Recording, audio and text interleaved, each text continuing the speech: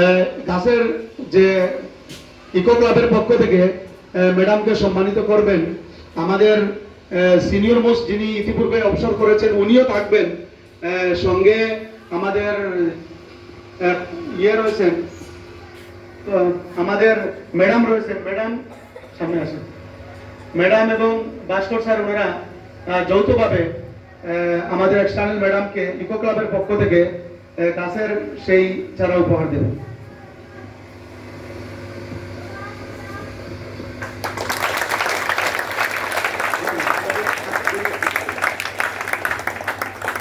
Thank you everyone.